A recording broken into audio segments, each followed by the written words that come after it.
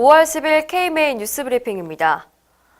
의료계의 우려에도 불구하고 지난달 8일부터 한방추나요법에 건강보험이 적용됐는데요. 시행 한 달밖에 되지 않았는데도 한의원들의 광고 공세가 대단합니다. 의협신문 사진기자가 서울 시내버스에 부착된 광고들을 사진에 담았는데요. 추나요법이 허리디스크와 목디스크, 척추관 협착증에 효과가 있다는 암시를 하면서 건강보험이 적용되니까 싼 값에 시술을 받을 수 있다며 환자들을 유혹하고 있습니다. 앞서 대한의사협회는 객관적이고 과학적인 검증을 거치지 않은 한방추나요법에 막대한 건강보험 재정을 투입하는 것은 국민 건강을 위협하는 것이라면서 강하게 반발했습니다. 또 병원의사협의회와 대전시 의사회는 행정소송을 제기했고 소아청소년과 의사회는 박능우 보건복지부 장관과 건정심 위원들을 형사고발까지 해서 논란이 지속될 전망입니다.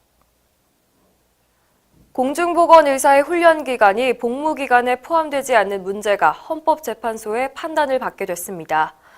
대한공중보건의사협의회 조중현 회장과 송명재 전 회장은 8일 헌재를 방문해 공중보건의사 군사교육 소집기간에 의무 복무기간 미산입건에 관한 헌법소원 심판을 청구했습니다. 다른 보충역과 형평에 문제가 있고 복무기간이 늘어나 4월이 돼서야 복무가 끝나는 바람에 수련과 펠로우 등 채용에 있어 불이익을 받는다는 것이 주된 이유입니다. 이번 헌법소원 심판 청구에는 일반의와 인턴, 전문의 출신의 공중보건의사들이 함께 참여했습니다.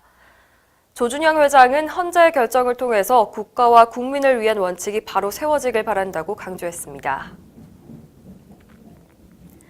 앞으로 사무장병원을 자진 신고한 의사는 행정처분을 면제받을 수 있게 됐습니다. 보건복지부는 사무장병원에 고용되거나 자신의 명의를 대여한 사실을 자진 신고한 의사에 대해서 행정처분을 감면하는 내용의 규칙 개정안을 9일 입법 예고했습니다. 현재는 자진 신고하면 처분 기준의 3분의 2까지 감경받을 수 있는데요. 개정안은 처분을 감면, 즉 아예 면제까지 받을 수가 있고 최초 신고자는 경고 처분만 받을 수 있도록 했습니다. 경고는 면허나 자격에 영향을 주지 않기 때문에 사실상 면제와 같습니다. 그런데 이렇게 개정되더라도 여전히 형사처벌과 환수 책임은 져야 합니다. 이걸 바꾸려면 의료법과 국민건강보험법을 고쳐야 하는데요. 국회에 개정안이 올라가 있지만 통과는 쉽지 않을 것이라는 전망입니다. 이른바 PA라 불리는 의료기관 내 불법 의료행위 논란에 대해 보건복지부가 중재에 나섰지만 전공의들의 반응은 차갑습니다. 보건복지부는 의사와 간호사의 업무 범위를 조율하기 위한 협의체를 다음 주부터 가동할 계획인데요. 병원계와 간호사 단체는 참여 의사를 밝혔지만 의협과 전공의협의회는 꿈쩍도 하지 않고 있습니다. 의사와 간호사의 업무를 조정하는 게 중요한 게 아니라 환자 안전을 위협하는 무면허 의료 행위를 근절하는 것이 핵심이라는 입장인데요. 특히 협의체의 목적이 의심스럽다는 분위기입니다. 이승우 대전협 회장은 협의체 구성이 병원계 중심이라면서 결국 불법 의료 행위를 합법화하고 싶은 병원계의 이익에 맞는 정치적 결론을 내릴 가능성이 높다고 지적했습니다. 정부의 보장성 강화 정책으로 상급 종합병원 진료비가 급증한 것으로 나타났습니다. 메디컬타임스 단독 보도에 따르면 2018년 병원급 의료기관의 진료비는 전년 대비 약 6조 5천억 원이 증가했습니다. 그중에서 상급 종합병원이 약 3조 원을 차지했습니다. 이렇게 늘어난 이유는 보장성 강화로 인해 비급여에서 급여로 전환된 항목들이 병원급 의료기관에 집중됐기 때문인데요. 지난해 상급 종합병원에만 투입된 재정이 5,337억 원에 달합니다.